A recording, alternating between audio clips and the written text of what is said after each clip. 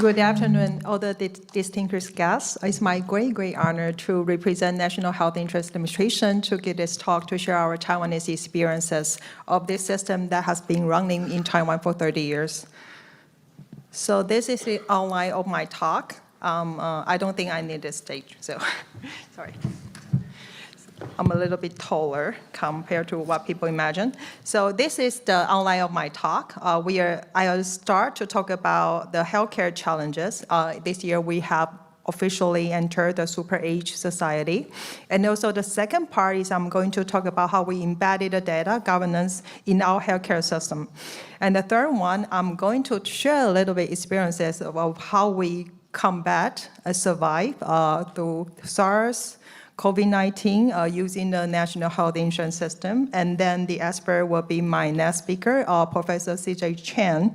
He's sharing more of his experiences. During these two pandemics, he's one of the leader help us survive these pandemics. And the fourth one is the perspectives, reflection, challenges for the future. So I believe you've seen this slide before. This is the 4 challenges we've been facing when Taiwan is officially entered the super age society. So that means that 1 out of 5 individuals in Taiwan is now age 65 and above.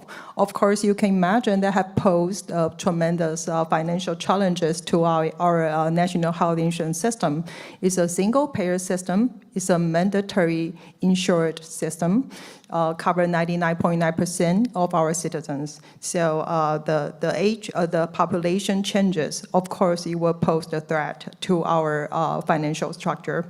The second one will be the rising number of chronic illness and also cancer. So far, we have 23.5 million people in Taiwan, but those who are suffering from the chronic illness is about 8.5 million people. As you can imagine, it's like 1 out of 2 individuals, adult population, will be suffering from 3 highs, or COPD or asthma. Also cancer. Cancer is, for the 43 successive years, is the leading cause of death in Taiwan. So we will also put a lot of resources into the cancer treatment. And the third one is new technology and new treatment is always expensive. So that accelerates the growth in our medical expenditures. The fourth is the thing that we keep talking about throughout this whole symposium will be the aging population and the low birth rate that will undermine the health insurance revenue. And we do need a more sustainable financial structure to support operation of national health insurance for the next 30 years. I agree with Professor Xiao. He just mentioned about the threat this morning. And thank you for your honesty. So this graph illustrates the numbers affected by the 3 highs and also the share of the global budget. You will see, as I mentioned before, about 8.5 million people in Taiwan have chronic illnesses. About 3.2 million of them are suffering from diabetes, 5.2 million for hypertension, and 5.1 million have hyperlipidemia. So we do need to incorporate the health promotion into our treatment for 3 highs. If we look further to the health burden of in Taiwan, measured by Delhi, you will see the number 1, not surprisingly, will be cancer. It constituted about 20.26%. And the second will be the cardiovascular diseases, and the third one will be diabetes. However, if we look at the medical expenditures spent on 3 highs or 3 high-related comorbidities, complications, you will see it it's about 167.6 million NT dollars. It's about 1/6 of our global budget for the national health insurance. So that is why in our presidential office, we have launched a Healthy Taiwan initiative. There's a national project called AAA project, aiming to better improve the management of chronic illnesses. The AAA refers to, the first A refers to 80% of the 3 high patients will need to be covered by our big family physician program. So far, the number will be 61. We are trying to expand the service scope up to 80%. The second A will be lifestyle intervention. As we know that all the evidence have shown that 40 to 60% of the chronic illnesses worsen or occurred because of lifestyle. So our payment system are now still mainly pay for service. So we do need to incorporate lifestyle intervention into our treatment. So starting this year, August, we start to incorporate lifestyle intervention. We ask the patient to fill in the questionnaire for their diet, their exercise, their stress management, and trying to incorporate their lifestyle management into the treatment plan with their family physician. And the third A will be the mission goal for the chronic illness AAA program. It's called 80% needs to get a fair control. So this is the platform in our National Health Insurance database. Here are 2 interfaces. The first one will be the facility manager interface. Here you will see the proportion of the enrolled patients, what proportion of the enrolled patients for certain clinic or medical institutions are under fair control and their data. The second one is for the case management interface. So for example, for our diabetes patients, we have the case manager following up their condition. So for the case manager, they will be able to look at the data for their patient, and also we offer the visual aid, so you will be able to see the change and the changes over time for their biochemistry profiles of these follow-up patients.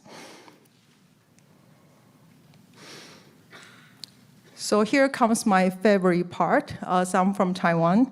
So people always tell me that Taiwan has AI in our name, and Taiwan has AI in our DNA. So we will launch the NHI card with the chip here in it in 2004. Taiwan produced 70% of the chips, 90% of the advanced chips in the whole world. So here we have starting from 2004, we have the National Health Insurance IC card. We have the last 6 treatment visits, your prescriptions, whether you have a catastrophic disease or not, because you can get a cheaper payment for your treatment visits. The consent for palliative care, DNR, or organ donation. That's our start back at 2004. And later on, we launched the MediCloud in 2013. Now we have the medication, the surgical records, the vaccinations, and dental services. And I want to mention particularly the immunization. So here, you will have the vaccination data, so which is crucial to play the role in several significant pandemics, including COVID-19. So you know the proportion of your individual, your population, you have 1 dose of vaccination, 2 doses, 3 doses. So that's crucial as it's a mandatory and also single payer system. So basically that's the national data.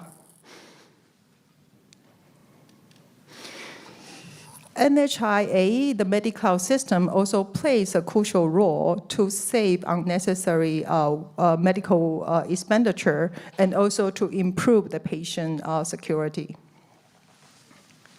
Here you will see the duplicate examination on the left.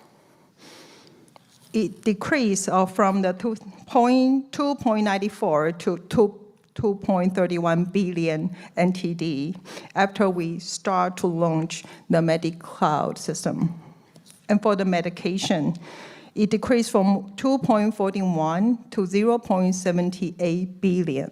That's a 67% drop, not just for the safe or the unnecessary prescriptions, but more importantly, it's safer for our patients. For example, if you have a duplicate sedative hypnotics that may cause you to easily fall down or you have a respiratory suppression. So it's save money and also it's better for our patient safety. So in 2019, we also further launched the virtual IC card. We have 2004, the real IC card. Then 2019, we have the virtual one embedded in our My Health Bank is an app launched from NHIA. Here you will see the hospital will submit an access request during COVID-19 to each individual and to see that whether you will authorize me to see your data, and you say yes, and the healthcare provider will be able to gain the access in the cloud to see the medical history, the prescriptions, the allergy history for each individual, and using the telemedicine to see the patients. And we will be better prepared if the next pandemics come. And furthermore, we launched the e-prescription platform this year.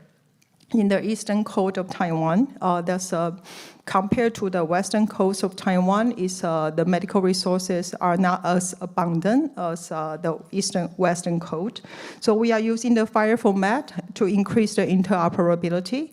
And also, if you are using this e-prescription, you can use the QR code in your mobile phone and to take the medication to the drugstore nearby you. You don't need to travel all the way to visit a hospital that is very far away. And it's all more eco-friendly, and also it's easier access for each individual living in the rural areas. So here comes the total solution of all the barrier-free services in the era of digital health. Here you will see you could register using the virtual IC card. Then you can see the doctor using telemedicine. Then you will use the e-prescription with the QR code in your mobile phone to see the doctor. And we have a very mature e-payment system here in Taiwan. So that will be the total solution. It will be paper-free. And you don't need to go out except for taking the medication from the drugstore nearby you. That will be launched fully, hopefully very soon in the whole Taiwan. So far it's in the eastern part of Taiwan. So that will probably be the last mile of a universal healthcare. When it comes to universal healthcare, and people talk about the success of Taiwan's national health insurance, the coverage is about 99.9%. It's high accessibility and very efficient payment system. However, we do have some urban-rural disparity. For the Taipei compared to Taitung, the lifespan disparity is about 9 years, I believe, lately. So we do need to enhance the equity through the digital health. So here you will see there's a doctor. We do have 24 hours of emergency room and the internal physician in underserved areas. However, we do not have sufficient specialists, for example, eye doctor, ENT doctor, psychiatrists in those underserved areas. How do we do this? We cover that through the telemedicine and by teleconsultation. So here you will see a doctor. He is consulting another doctor living in the city. So this is a doctor helping his patient in the Ali Mountain. So the eye doctor is using the telemedicine to help examine his eye. So National Health Insurance cover all the specialty consultation starting this August. And also we have launched an app called My Health Bank. So it's not just the case manager and the medical institutions could have the data. The patient, him or herself, could have their own data. We believe that if the patient has his or her own data, it will empower them to better manage their health. And health is each one's responsibility, not just physician's responsibility. We are shifting the dialogue from the medical paternalism to like someone is responsible for your health, and we are offering the help and the data that you need. So this is the AI generated health education information. So based on our big data analytics from the NHIA, you will see that, for example, for diabetes, for example, you will have 6 different risk sets. For each different risk set, we will feedback you the health information that you need. If for the elderly, they will not be able to read their cell phone very clearly, we also have the audio app that could help you to read out all the information. Okay, last but not least, we are trying to reach the goal of precision medicine. It's not just for cancer treatment, but also for chronic illness management. For example, for the payment system, we are now designing different types of payment system, not just from fee-for-service, but shifting the dialogue from pay-for-service to pay-for-value. So with 6 different kinds of risk sets, we will have different kinds of payment system depend on the comorbidities, and we call that value-based care.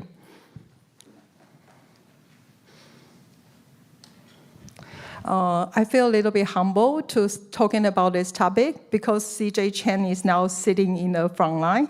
But I would like to mention that national health insurance play a crucial role during SARS and also during COVID-19. Here is the app. You could see we are not just having the COVID-19 vaccination. We also have the screening records linked to the My Health Bank. So now the government will have the national data of the screening results and the vaccination results. And altogether, we will be better to think through it and make a better plan for anti-COVID or anti-any pandemics coming next. Again, I feel humble that I need to talk about hepatitis B and C, but here you will see that we have so many different programs for hepatitis. 40 years ago, the leading cause of death in Taiwan is hepatitis. Now it's out of top 10 cause of mortality in Taiwan. So we did pretty good job when it comes to hepatitis B and hepatitis C treatment. So National Taiwan Insurance, we have so many programs, and in each one of program 4 different years, we asked them to screen for HBV and HCV. And then later on, for the very expensive treatment, DAA, we start to cover it in 2017. I do know that not many other countries does not cover that very expensive treatment, but that helped us to reach the goal. So we are trying to eliminate hepatitis C by 2030, but we reached the goal 5 years earlier this year. And I believe CJ Chen, Professor Chen will talk about it later in detail. So this is the aging population. I talk about we are entering the super age society this year, but people have no clue how fast we are reaching the ultra age society. So with this speed, we will reach ultra age society by 2039. That is pretty much the situation in Japan.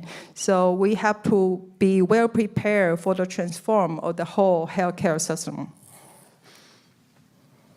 So in a super age society, we have a lot of challenges, not just financial challenges. We also face the manpower shortage, particularly nursing manpower. It's a global issue. And also we are trying to overcome the urban-rural disparity through digital health, as I mentioned before.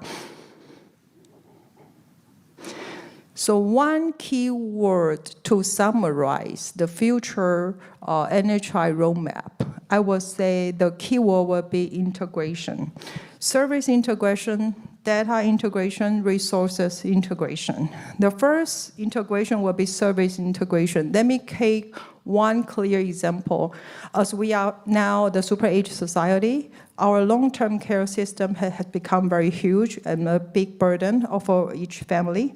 So now we have a huge data set in the Department of Long-Term Care in the Ministry of Health and Welfare. So we are now trying to merge the medical service from the NHI and also from the service from the long-term care. In order to merge that, there are 2 things that we need to do. first of all, we need to integrate the data. So we want to see one individual throughout the journey, how much money that he or she needs throughout the hospital, and then how much money he or she needs when he or she is using the long-term care services supported by the government. That's rule number one. Number two is we're trying to integrate the resources inside the hospital and the resources in the community. For example, for the elderly, there are a lot of resources are in the community. It's public or private from the NGO. So we are now trying to integrate these resources from the medical service and also for the NGOs and also from other communities, and to reach the goal of PPP that could be more patient-centered, person-centered services. That would be all of my talk. Thank you all for coming, and I want to mention that I do appreciate the honest, sincere sharing from this morning. Thank you so much. Thank you for staying here, and I enjoyed this symposium very, very much. I'm now open to the audience. If there are any questions, please raise your hand and ask your question and speak out to the speaker that you would like to ask the question. Please, from Belize, thank you.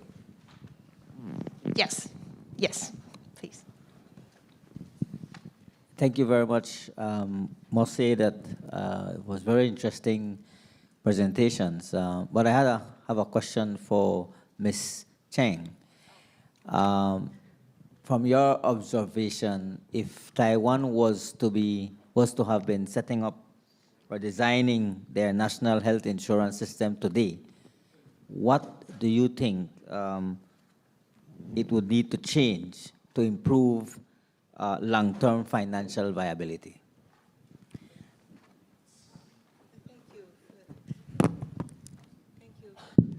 I'm not sure. Oh, okay. Now, thank you for this question.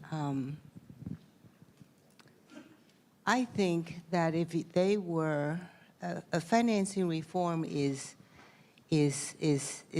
very much needed, because they do have a very serious, I would consider it a problem of underfunding that is threatening the equity principle.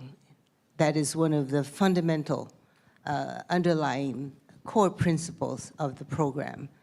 So how would you go about fair financing? Right now, the financing is based on collecting premiums, okay? But the premium takes, so the bulk of the national health insurance financial burden is on the salaried, the formal sector employees. And I think that, was it you who mentioned that the corporate sector, which is the service sector, has become very, very important sector of the Taiwan economy. So how do you, and they're not taxed very heavily. Taiwan, like a number of East Asian economies, is a low tax system. Like Singapore, like Hong Kong, etc. And so I think that needs to change. That the corporate sector, what is their social responsibility versus the salaried class? I think that is really fundamental. Plus, I think that the government contribution to the health care system financing should also consider some additional source of financing. Taiwan has, for example, very low government revenue, tax revenue. So overall, it should reform its tax system so that the government contribution to the health sector can increase.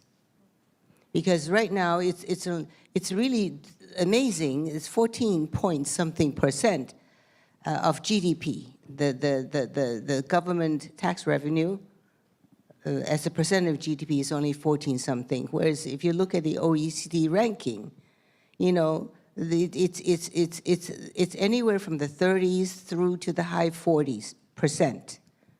And Taiwan doesn't even, I don't know where it would even fit, it being so low. So there's a lot, I think it goes beyond the healthcare.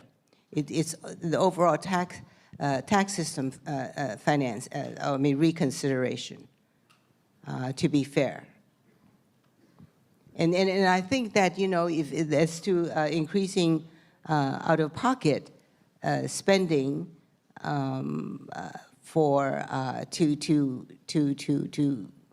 to add more revenue to the healthcare system, you can do it as long as it doesn't hurt the less advantaged groups in society. For example, you can do means testing and say that, you know, if a very rich person wants to visit medical centers directly and as many times as he wants, let him do it, but then because the government has also detailed data on personal income tax records, you can look at the income tax reported and say, okay, you're a very high income, so if this is your healthcare behavior, we're gonna make you pay for the added, OOP spending. Yeah, there are ways to do it so that you protect the disadvantaged and yet achieve your policy goal of adding more money to the system. Kevin, thank you for the question. Somei and I talk about this problem, and as you can see from her talk, she's a strong supporter for single-payer system. Yeah, and I do believe that there are some experts sitting in the back. There's a supporter for a mix of private, national, insured. So it's an ongoing discussion in Taiwan. Thank you. Any other question, please? Yes. The minister. Steve Paterno, U.S. Duke University. On the flip side of revenue generation is cost containment. So this is for any or all of you to comment on. The three main drivers of costs, at least in the U.S., are physician and nurse salaries, but also administrative burden, drug costs, and imaging. How are each of you managing costs, and in how you're managing costs, how does that impact patient care? This question goes to Dr. Young. Actually, it's John, not Young. Sorry. It's okay. John. Yeah, that. German pronunciation. Yes, that's right. Yeah, European pronunciation. We have 16,000 staffs for NHIS, and the administration fee is less than 1%, so it's not bad. The main issue is, as I have already mentioned, is a fee for service. So doctors are doing as much services as possible, and patients are armed with national health insurance plus private insurance. So everybody wants to consume their premium. So the doctors and patients all together are exploiting our finances. So we are going to move to a value-based reimbursement system and etc. But it's not very easy, almost impossible. Maybe some of you know that that the Korean government has increased the doctors' number, and all students and young doctors left the school and left the hospital for more than 1 year. So it's not very easy to reform paying system in Korea. Anyway, the administration is very simple, and we are doing work very hard, working both national health insurance and long-term care insurance, less than 1% of fee. Thank you. From Swatini, thank you. Yeah, maybe one last one here. Thank you. Okay, thank you, Madam Moderator and presenters, for a lovely session. We have benefited a lot. I have one question directed to Professor Chen. Based on the top 10 causes of death in Taiwan, number 10 is suicide. And I want to know if you have done a study or a survey to know the reasons behind. And if you have, what are the remedies or programs put in place to address same? Looking at the public satisfaction survey of plus 90, I don't think it's a health issue alone. It needs a multi-sectoral approach. Thank you. Okay, thank you. I think I'm not the right person to answer the question about the suicide, but Dr. Chen, who is a psychiatrist, maybe she can some expert opinion. Well, thank you. So I was actually the former Director General Department of Mental Health. So in Taiwan, we started pay for all the psychiatry services from day one of our national health insurance. So first thing first, we do the math. We cover dental and mental health for the first year of our national health insurance. So that's for the severely ill patients, regardless of the psychosis or major depression.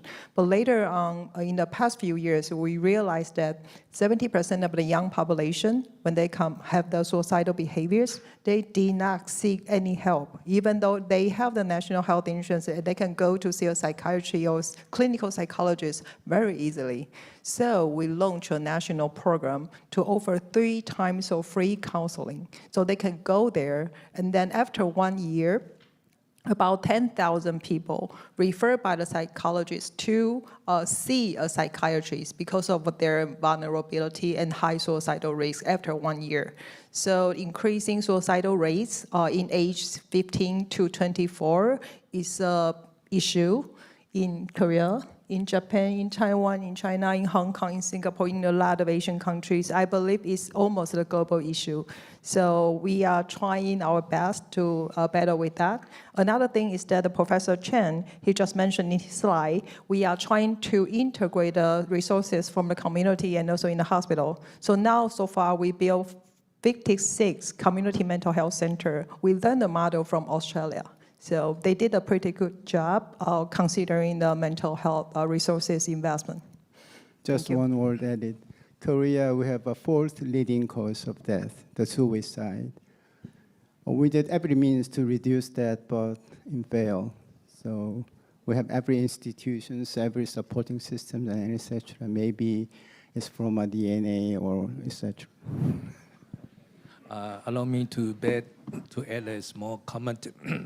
Because everything will be preventive better than cure.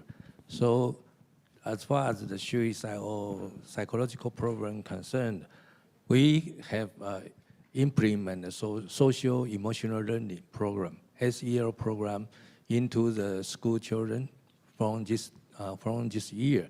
Because if the school children, they have some SEL program in addition to the academic program, they will behave well, behave better, and they can deal with the conflicts or frustration. So we have also a preventive program for suicide. Thank you for your questions and discussion and staying all the way till here.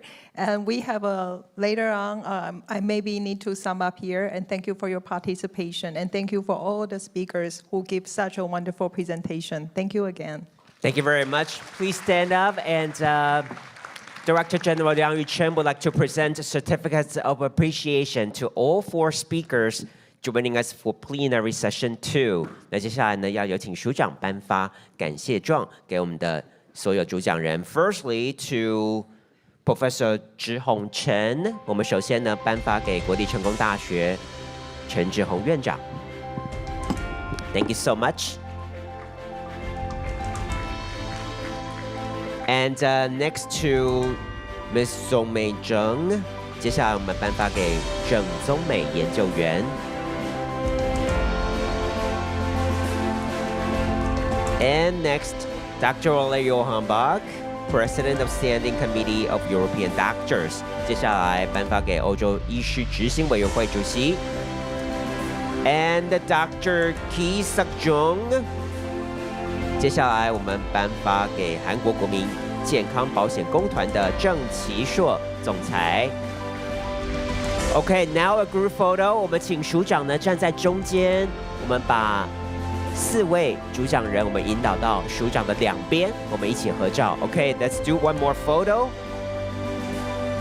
before we wrap up day 1 of Global Health and Welfare Forum in Taiwan.